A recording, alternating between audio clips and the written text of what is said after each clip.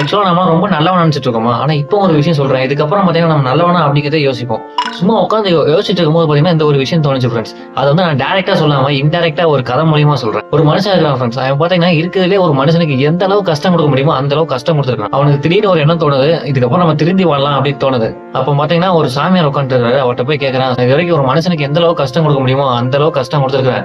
இதுக்கப்புறம் நான் திருந்தி வாழலாம் நினைக்கிறேன் அப்படிங்கிற மாதிரி சொல்றான். இதுக்கு நான் என்ன பண்ணணும் சாமி அப்படிங்கிற மாதிரி கேட்கும்போது அந்த சாமியார் சொல்றாரு, இப்ப நீ பண்ணிட்டு இருந்த அந்த பாவத்தெல்லாம் விட்டுட்டு வேலை வேலைக்கு நல்லா உழைச்சு நல்லா சாப்பிட்டு உனக்குன்னு ஒரு குடும்பம் அமைச்சுக்கிட்டு நல்லா மேம்பட்ட வாழ்க்கை நீயும் வாழு அப்படிங்கிற மாதிரி சொல்றாரு. சரி ஓகே சாமி அப்படின்ட்டு அவனும் கேட்டுட்டு அப்படியே கொஞ்சம் நேரம் நடந்து போயிட்டு இருக்கான். அப்படியே நடந்து போய்கிட்டு இருக்கான். அதுக்கப்புறம் பின்னாடி திரும்பி நான் சாமியார்ட்ட கேட்கறான், சாமி இதுக்கு முன்னாடி ஒரு மனுஷனுக்கு எந்த அளவுக்கு கஷ்டம் கொடுக்க முடியுமோ அந்த அளவுக்கு கஷ்டம் கொடுத்துருந்தேன். நீங்க இப்போ என்ன சொல்றீங்க பாத்தீங்கன்னா ஒரு குடும்பம் அமைச்சு நீயே ஒரு மேம்பட்ட வாழ்க்கை வாழ்ற அந்த மாதிரி சொல்றீங்க.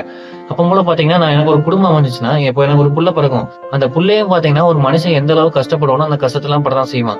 இப்போ இதுக்கு முன்னாடி நான் பண்றதுக்கும் இப்ப பண்றதுக்கும் பாத்தீங்கன்னா இது ஒரு மனுஷன் எந்த அளவுக்கு கஷ்டப்படுவானோ நான் கஷ்டப்பட்டுட்டு இருந்தேன். இதுக்கப்புறம் என்னால ஒருத்தன் உருவானா அவனும் பாத்தீங்கன்னா ஒரு மனுஷனுக்கு என்னென்ன கஷ்டப்படுவானோ அதெல்லாம் படதான் செய்வான். இப்ப ரெண்டுக்கும் எந்த ஒரு வித்தியாசமும் இல்லையா சாமி? இது எப்படி கரெக்டா அந்த பாவத்துக்கான பரிகாரம் ஆகும் அப்படிங்கிற மாதிரி கேட்கறான். ஒரு வகையில பார்த்தா இவன் பக்கமும் நியாயம் தான் செய்யுது, இவன் பக்கமும் நியாயம் தான் செய்யுது. இவன் பக்கம்னா இவன் பக்கம் வாழணும்னு ஆசையோட வந்தோட வாசல்லே நீ பாட்டி அமிச்சிட்டீங்களாடா பாவிகளா. இது எதுக்காண்டி நம்ம உடம்புல ஜென்ரேட் ஆகுது?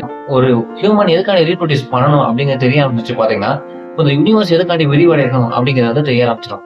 அதுக்கப்புறம் பாத்தீங்கன்னா ஒரு ஹியூமன் வந்து எதுக்காண்டி ரீப்ரொடியூஸ் பண்ணி படைக்கப்படணும் அப்படிங்கிறது புரிய ஆரம்பிச்சு பாத்தீங்கன்னா இந்த யூனிவர்ஸ் எதுக்காண்டி படைக்கப்பட்டிருக்கு அப்படிங்கறத கூட நமக்கு தெரிய ஆரம்பிச்சிடும். சான்சஸ் வந்து ரொம்ப அதிகமா இருக்கு. இதை கூட மனசு வச்சுட்டு அந்த சாமியார் பாத்தீங்கன்னா ஒரு வாழ்க்கை ஃபுல்ஃபில் ஆகணும் இதெல்லாம் புரியணும் அப்படிங்கிறதுக்காண்டி கூட அவர் இப்படி சொல்லியிருக்கலாம் அப்படிங்கிறத நான் நினைக்கிறேன். இந்த ஹியூமன் ரீப்ரொடியூஸுக்கும் இந்த யூனிவர்ஸ் விரிவடைறதுக்கும் பாத்தீங்கன்னா சயின்டிபிக்காவும் லாஜிக்கலாவும் என்ன கனெக்ஷன் இருக்கு அப்படிங்கிறத பத்தி பாத்தீங்கன்னா நம்ம அடுத்த வாரம் வீடியோ பார்க்கலாம். So thank you.